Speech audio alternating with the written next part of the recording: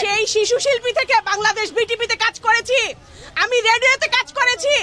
আমি এই দেশের আমার এই জীবনে আমি দেখিনি কোন শিল্পীকে ভেদাভেদ করতে, কোন শিল্পীকে দেখিনি আলাদা হতে, কিন্তু এই সরকার বিভিন্ন শিল্পীকে আলাদা করে দিয়েছে। আতঙ্কের রাজনীতি থেকে বেরিয়ে আসুন।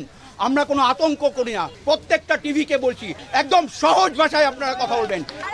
এইবার আর কোনো মিথ্যা কথা বলে লাভ নাই, আর মিথ্যাকে প্রমোট করবেন না। আতঙ্কের রাজনীতি থেকে বেরিয়ে আসুন। আমরা কোনো আতঙ্ক করি না, আমরা কিছুকে ভয় পাই না। আপনারা বেরিয়ে আসুন, একটু যদি সময় লাগে সবার বেরিয়ে আসুন। প্রত্যেকটা টিভিকে বলছি আপনারা নিজ দায়িত্ব পালন করুন। আপনাদের পূর্বসূরীদের 71-এ কি দায়িত্ব ছিল এবার আমরা দেখতে চাই। একদম সহজ ভাষায় আপনারা কথা বলবেন। এক দাবি, দাবি এক। 16 বছর ধরে আপনারা মিথ্যাচার দেখেছেন। আপনারা মিডিয়া 16 বছর ধরে মিথ্যাচার প্রচার করেছেন। এইবার আর কোনো মিথ্যা কথা বলে লাভ নাই। এই দেশের মানুষ সমস্ত সত্য জেনে গেছে। আপনারা সত্য প্রকাশ করুন, ছাত্রদের সঙ্গে থাকুন, ছাত্র জনতাদের সঙ্গে থাকুন, আর মিথ্যাকে প্রমোট করবেন না। আর গতকাল যদি আন্দোলন মেনেই নেন, এখন গতকাল কেন গুলি চালাইলেন?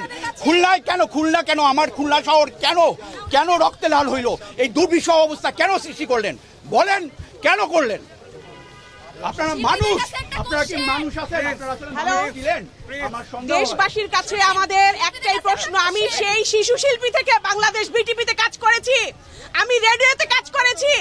আমি এই দেশের আমার এই জীবনে আমি দেখিনি কোন শিল্পীকে ভেদাভেদ করতে, কোন শিল্পীকে দেখিনি আলাদা হতে, কিন্তু এই সরকার বিভিন্ন শিল্পীকে